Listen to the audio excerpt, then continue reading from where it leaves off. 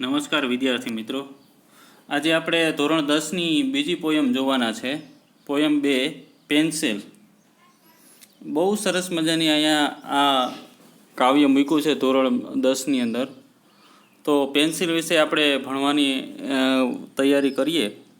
Pencil આપણે એમ થતું હોય છે કે આમાં કંઈક ભણવાની વાત આવતી હોય છે, પેન્સિલ આમાં કંઈક ચિત્રો દોરવાની વાત આવતી છે. તો હા, તમે એમાં સાચા છો.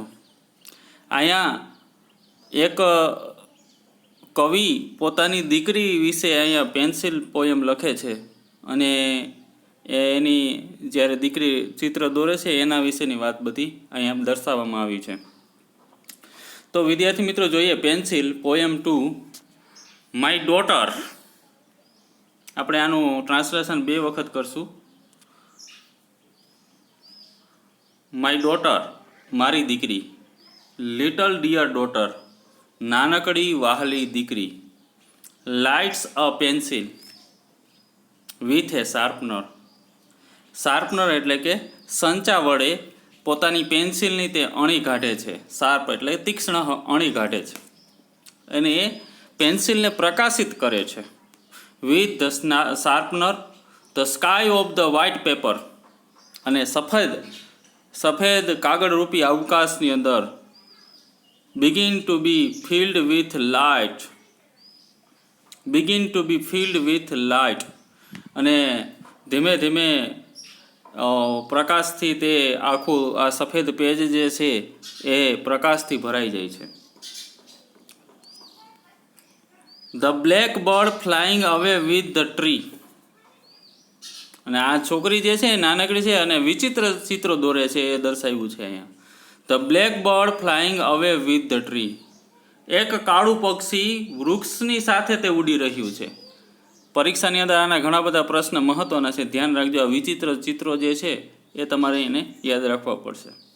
The black bird flying away with the tree. આ કાળું પક્ષી વૃક્ષની સાથે ઉડી રહ્યું છે. Glasses on the eyes of the peacock. Peacock એટલે કે મોર. મોરે ચશ્મા પહેર્યા છે, આંખો ઉપર ચશ્મા પહેર્યા છે. The fire chariot flying in the air. Fire chariot એટલે અગ્નિરથ જે છે હવામાં ઉડી રહ્યો છે. ફ્લાઇંગ એટલે ઉડી રહ્યો છે. ધ ફાયર ચેરિયટ અગ્નિરથ ફ્લાઇંગ ઇન ધ એર હવામાં ઉડી રહ્યો છે. Aeroplane walking on the road. અને વિમાન જે છે એ રસ્તા ઉપર ચાલી રહ્યું છે. The lion having conversion with the cow. Conversion એટલે વાતચીત કરવી. અને સિંહ જે છે એ ગાયો સાથે વાતચીત કરે છે.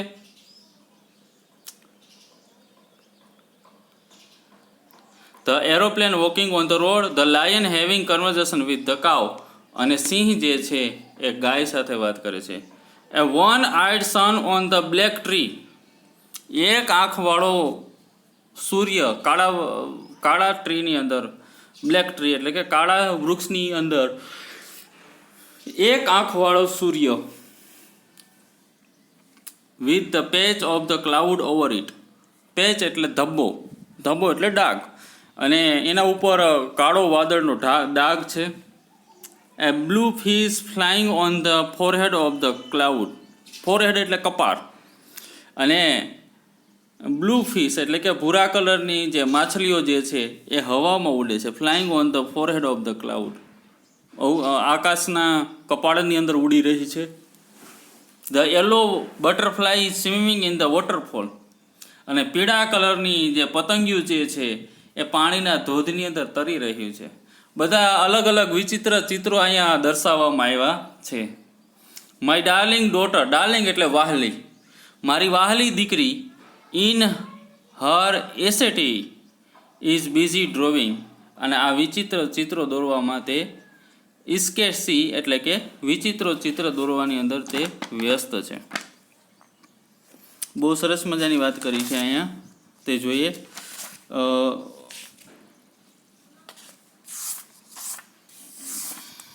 ઇસ્કેસિટી in the busy drawing strange picture. આ વિચિત્ર ચિત્રો દોરવામાં વ્યસ્ત છે. But when the school master. જ્યારે નિશાળના શિક્ષક ગેવ હર હોમવર્ક. જ્યારે એને લેસન આપે છે. My darling doll. મારી વહાલી ઢીંગલી. Break the tip of the pencil in anger. Tip એટલે કે એની જે કાળી અણી હોય છે પેન્સિલની એ ગુસ્સામાં તોડી નાખે છે. And candle of pencil extinguish, ઓલાઈ જવું. એક્ઝિન્ટ ગાઇઝ એટલે શું થાય? ઓલાઈ જવું. અને break tip of the pencil in anger, એ ગુસ્સામાં તોડી નાખે છે. And the candle of the pencil is extinguished, અને પેન્સિલ જે છે એ ઓલાઈ જાય છે, અને આ કેન્ડલ ઓલાઈ જાય છે. Only the smoke remain of the sky of the white paper. માત્ર ને માત્ર ધુમાડો જે છે એ બ્લેક પેપરની અંદર રહી છે, સફેદ પેપરની અંદર માત્ર ને માત્ર ધુમાડો જ રહી છે. વાલા વિદ્યાર્થી મિત્રો, અહીંયા સરસ મજાની વાત કરી છે લેખકે પેન્સિલની, જે એની વાલી દીકરીને કેટલો પ્રેમ કરે છે. અત્યાનંદ, એક્સિસિટીઝ એટલે શું થાય? અત્યાનંદ ઇન બીજી ડ્રોઈંગ, આનંદિત થઈને દોરે છે. ફરી જોઈએ આ પોયમનું ફરી આપણે ટ્રાન્સલેશન કરીએ. વાલા વિદ્યાર્થી મિત્રો, પેન્સિલ પોયમ ધોરણ 10ની અંદર બીજું પોયમ છે, તો આપણે બધા સાથે મળીને ભણીએ. બહુ સહેલું છે અને સમજાઈ જાય એવું છે. My daughter, little dear daughter. મારી દીકરી, નાનકડી વહાલી મારી દીકરી. Light a pencil. લાઇટ એટલે પ્રજ્વલિત કરવું. પેન્સિલને પ્રજ્વલિત કરે છે વિથ ધ શાર્પનર. શાર્પનર એટલે સંચાથી એ પેન્સિલને પ્રજ્વલિત કરે છે,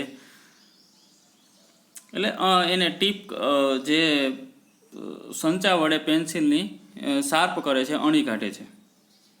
the sky of the white paper begin to fill with light.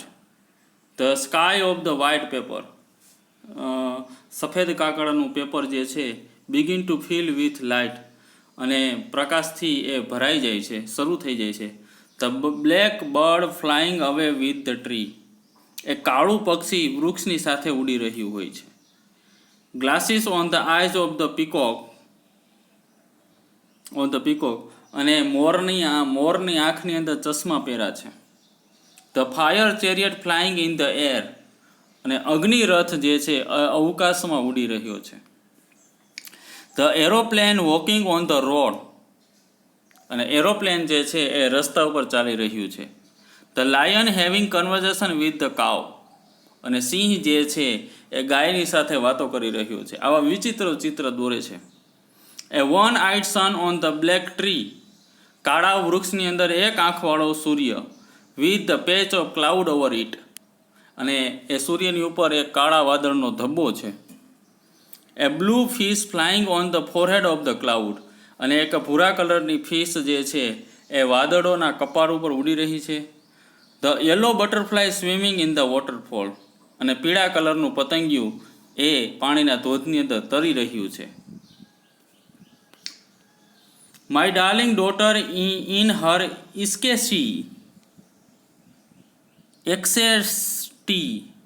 એક્સેસિટીઝ, એટલે કે અતિ આનંદની અંદર. My darling daughter in her ecstasy એટલે અતિ આનંદ. In busy drawing strange picture.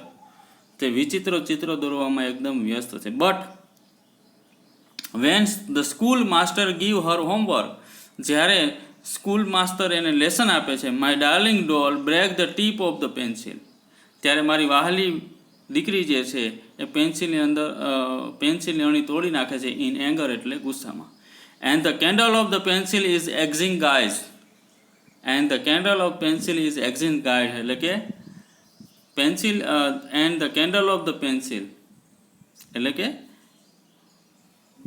Pencil રૂપી જે મીણબત્તી છે એ ઓલાઈ જાય છે. એક્ઝિંગાઇઝ એટલે ઓલાઈ જવું. Only the smoke remain on the sky of the white paper. માત્ર ને માત્ર જ્યારે આ વ્હાઇટ પેપર ઉપર, સફેદ કાગળ ઉપર માત્ર ને માત્ર ધુમાડો જ રહી જાય છે, બીજું કંઈ રહી જતું નથી. આ સરસ મજાનું જયંત પરમાર નામના વ્યક્તિએ લખ્યું છે, અને આનું ટ્રાન્સલેશન બૈદર બખ્ત નામના વ્યક્તિએ એનું ટ્રાન્સલેશન કર્યું છે. બહુ સરસ મજાની અહીંયા પોયમ આપી છે વિદ્યાર્થી મિત્રો, તો આની અંદર સમજવાની કોશિશ કરજો. ગ્લાસીસ એટલે સ્પેક્ટેકલ્સ એટલે ચશ્મા. પેચ એટલે piece of the cloth use at the decoration on the made of cover of the hole. થીગડું. Extinguish put out as of the fire. ઓલવી નાખવું. ફેમ ઓર લાઇટ્સ, જ્વાળા, ફેમ એટલે જ્વાળા અથવા તો લાઇટ્સ એ ઓલવી નાખવી એવો અર્થ થાય છે. સરસ મજાની અહીંયા વાત કરી છે. માય ડોટર, લિટલ ડોટર, એ તમે આનો અભ્યાસ કરજો અને સરસ મજાની આ પોયમનો કંઈ ન સમજાય તો પૂછી લેજો. એમ તો તમને આ પોયમ જે છે એ પોતાની રીતે તમે તૈયારી કરી શકો એવી સરસ મજાની છે.